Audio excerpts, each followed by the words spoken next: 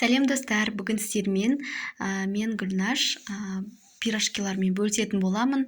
Өзімнің рецептімнен, сіздер де менің рецептіме жасап көріңіздер. Сіздерде де міндетті түрде шығады. Ол үшін бізге үй жағдайында бар заттар ғана қажет. Құрғақ ыдысымызға суымызды құямыз. Өте жылы болу керек, және де жарты ас қасық тұзымызды саламыз. Жақсылап араластырамыз езілгенше. Кейін дрожжымызды саламыз.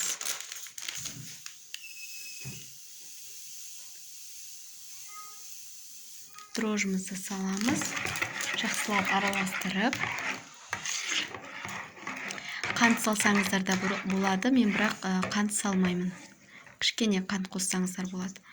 Және де 2 ас қасық сұйық май қосамыз.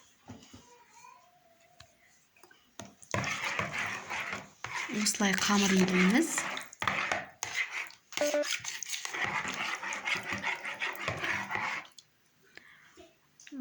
Суымыз өте жылы болу керек. Міне уже қамырымызды салып бастаймыз. Бірінші қасықпен мен жақсылап араластырып алдым.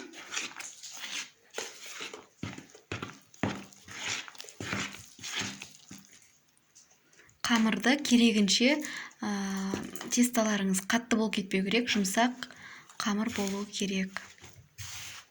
Бауырсаққа илегенде қамыр болу керек. Қаттылығы. Міне осылай илеп алдым жақсылап. Енді бұны 1 сағат, жарты сағатқа тындырып қоямыз. Бетін пленкамен жабамыз. Кейін қақпағын жауып, одан жылы нәрсемен орап қойсаңыздар болады. Тез ашып шығады, жылы жерде тұрса.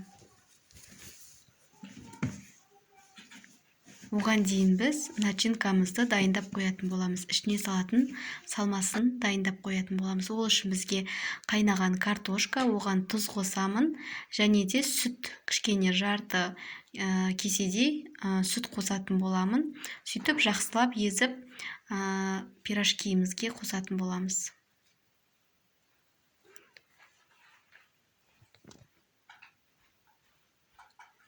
Достар, менің рецептімен жасап көріңіздер. Сіздерде де бір жасағаннан шығады, оған сенімдімін.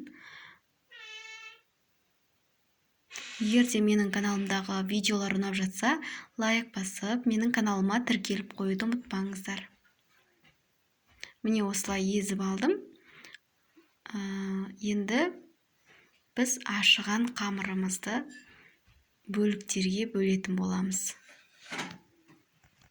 Егер де сіздерде де осындай тесталарыңыз жұмсақ болған кезде, ұн немесе сұйық май қолданып, біркелкі қолдарыңызға жабыспайтындай етіп алыңыздар.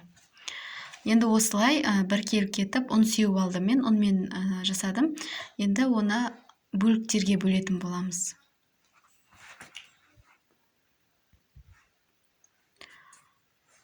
Домалақтаймыз барлығын 2-ге бөліп.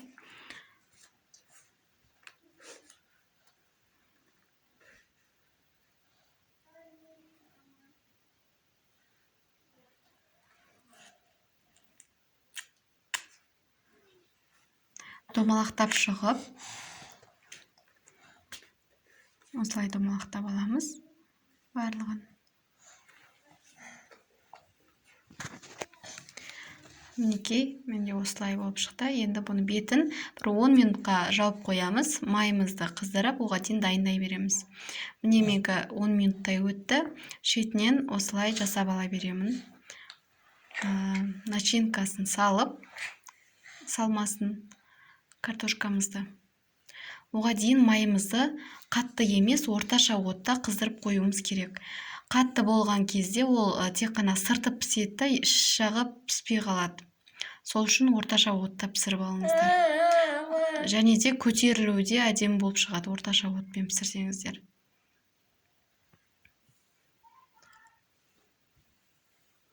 Міне осылай алдымен май қызбай тұрғанда 2-3 осылай дайындап аламын.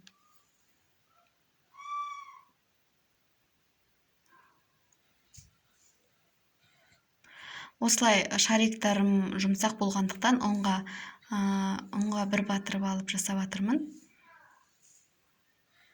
Бірақ формасы сол қалпында. Осындай форма жасап пісіріп аламыз. Бұл пирожкилар дәл асханадағылардай дәл сондай болып шығады. Сіздер үйде жасап көрсеңіздер болады. Міне осылай салып пісіріп аламыз.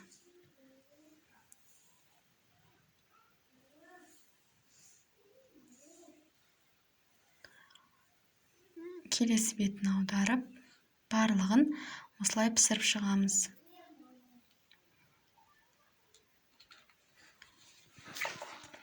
Келесі жағы қызылдау болып кетті. Менің рецептіммен міндетті түрде жасап көріңіздер, сіздерде де шығады. Егер де түрлі рецепттермен жасап дұрыс шықпай жүрсе, осы рецепті жасап көріңіз. Міндетті түрде.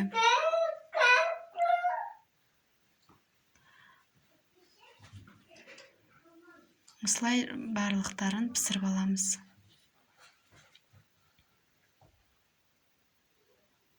Міне менің пирожкиларым дайын болды.